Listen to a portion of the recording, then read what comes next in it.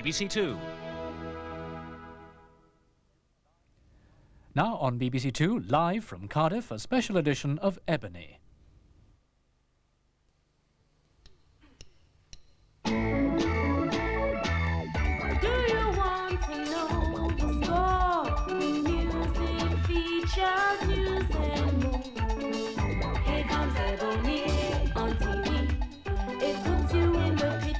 Shows you different aspects of black culture. Let me tell ya, it won't cost you very much. Feel no way, just keep in touch. Here comes Ebony on TV. Ebony, Ebony.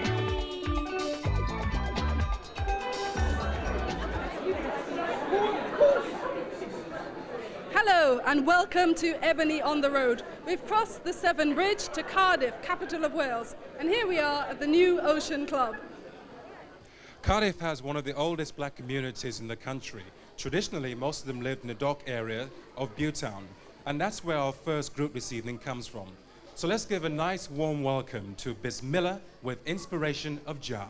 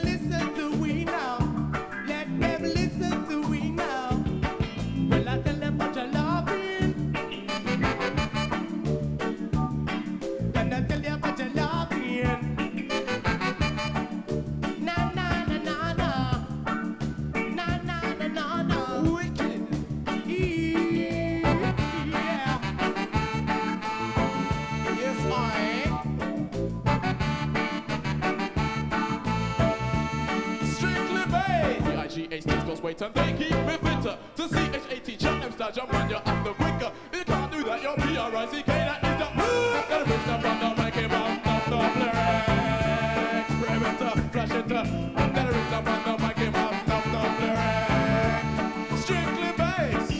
You remind me of man, what man I said that man with power. You remind me of man, what man I said that man with power. The lyrics say flash, what lyrics are ones that you do fire. You flash in the club, what club ain't that they cast a black car. Next time you're busting with a group, what group ain't that they? Bismillah! We're gonna tell you about the white super.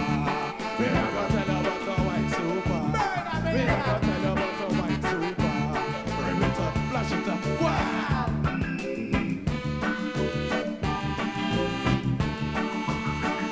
Murder style.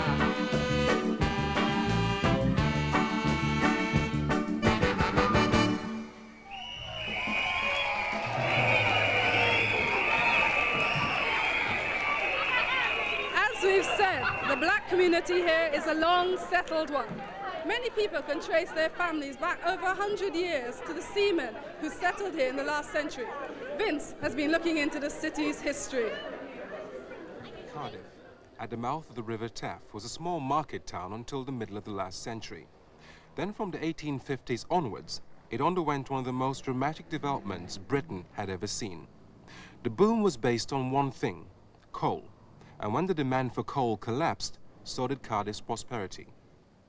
By the end of the 1860s, the port was one of the most modern in the world. And around its expansion grew a flourishing commercial center. The community that supported all this was a highly cosmopolitan one. Seamen from all over the world settled in Butetown, nicknamed Tiger Bay because of the bars, boarding houses and brothels that flourished around the port. But after the First World War, the slump set in, bringing bankruptcy and unemployment. And in 1919, riots, when for the first and last time in Cardiff's history, whites turned on blacks as scapegoats for their own problems. Since the Second World War, the decline has continued. The collapse of the port meant the loss of the jobs on which Tiger Bay depended. The racial harmony is still there, but unemployment is running at 40%. And the tidy-minded planners have swept away the little streets and houses that made up old Butetown. All that remains are the memories, the pride in being black and Welsh, and a community spirit that's as strong as ever. That's how Butetown used to be, but what's it like now? Our reporter Linda Mitchell is Cardiff born and Cardiff bred. What's her view of being black and Welsh? This bridge is seen as a boundary, the dividing line between the haves and the have-nots. When it comes to inner city decay, this side, Butetown, is no different to any other black community. It's all here: bad housing, the legacy of high-rise flats, unemployment at 40%. To many people, this side is a dirty, rough area where it's best not to go on your own. But appearances can be deceptive. For me, there's no other place like Butetown and its people, black and white and Welsh. Come on, let's go and have a look. This is Mount Stewart Primary School in the heart of the Dockland. Multicultural education here isn't just a trendy byword, it's a reality.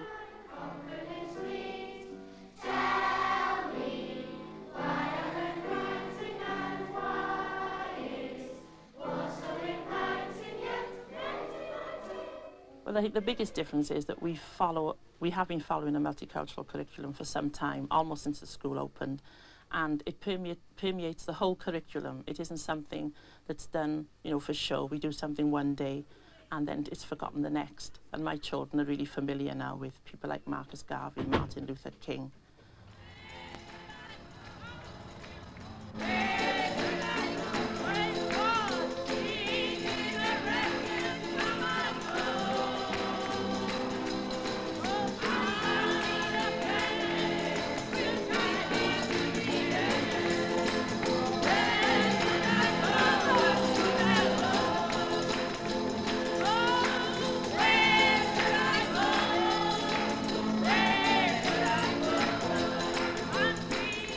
Our community is very good. This immediate community is very good. We had good relationship with the community around here, especially the member churches around us here. We are very much united with one another.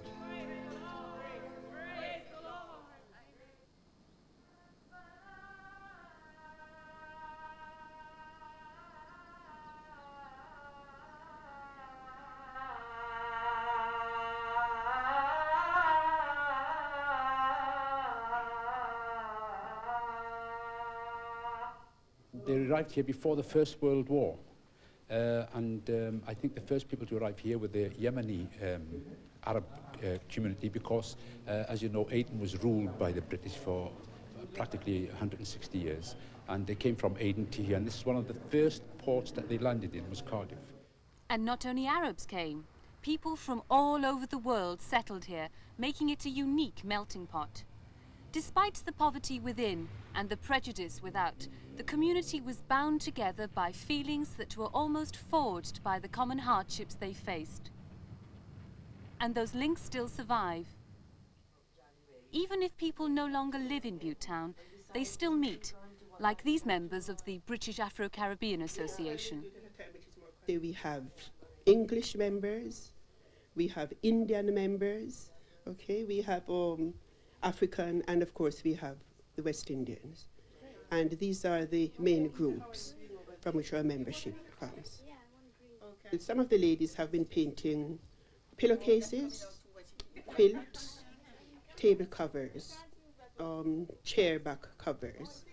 It's a mistake to think that the spirit of Butetown and its mixed community only exists in the past. There's a young population as well, making their lives in their own way. There are few jobs for black youngsters. Last year, only 5% of black school leavers found jobs. So some people try and start their own, like fashion designer Donna Toussaint. I like sewing, right? My mother's a dressmaking design and everything. And I used to go around the shops, you know, looking at the fashion and everything. I couldn't afford them, so I thought, why not try it, you know, because my mother was into it as well. The style I wanted, you know, they never had it round here, sort of thing. You know, because I like wearing sort of simple, unique things, and looking at all the black people around here, you know, they want to be, you know, different from all the other people, so that's what made me do it for them. It's a sort of unique sort of thing. So I'm working on a garment for Miss Barbados, you know, she wants it for a competition and to take back home with her when she's going. V back and front, made in heavy cotton.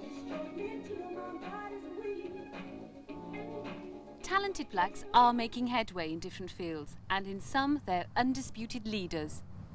A message from the Buttown people, you know? Whoa, boy. Lord, oh boy. Hear me now. If I the color of my skin now you not like, and then you know what you can do. Lord, if I the color. I mean, you look around, you see lots of white faces. Yeah, most of them are from out of town though, if you look around today. But yeah, there's a lot of white people. But they're just, everybody's together, no matter what their colour. In case you never know a yard we come from, we never want come and live in England. If I the color of my skin now you not like, you know what you can do. Lord, flash it a boom. If I the color of my skin now you not like, and then you know what you can do. Black people come and get together and drink and have a nice time. And like we come here once a week, well, once every 2 weeks, and give some people them to look forward to. Yourself to blame. Are the color of the skin now you not like, and then you know what you can do. I think Bhutan's just built on a myth or a past history. People always want to be living in the past, but yet the future is not looking so good for the people. So everybody wants to build museums down here and redevelop so it's like a tourist attraction, and everybody will be living in the past like a living museum. You know, this is where black people come to stand and so on. They haven't really got a say in Cardiff, they haven't really got a say in their own lives right now, in the black people themselves. So what would you like to see down here? I'd like to see a lot more small businesses, cooperatives, people just taking on a self-respect and a self-consciousness to set up their own businesses. And, you know, we have to be our own bosses because we're separated from the whole of Cardiff just because of what a minority area of 3,000 people, which in statistics to the rest of Cardiff, we play a very small part. We've been in Cardiff about 150 years. How does our situation compare with other places? Well, I think it's, to a large extent, it's pretty much the same all over the country for black people. We suffer many of the same problems of unemployment, poverty, that sort of thing. But I think the way in which you maybe are very different from other black communities, especially established black communities, is that we have very, very few black professionals, especially those who have actually come from Cardiff. I think there's a lot of strength in coming from Buttown. In actual fact, there are more black people in Cardiff who live in Ely and in the surrounding areas and actually live in Buttown. But the docks area seems to be where the heart of the community is. Well, Linda's with me now. Linda, why are there so few black professionals in Cardiff? I think what we have in Cardiff is a system of entrenched racialism. When black people first came here, white society did such a good job in keeping them down through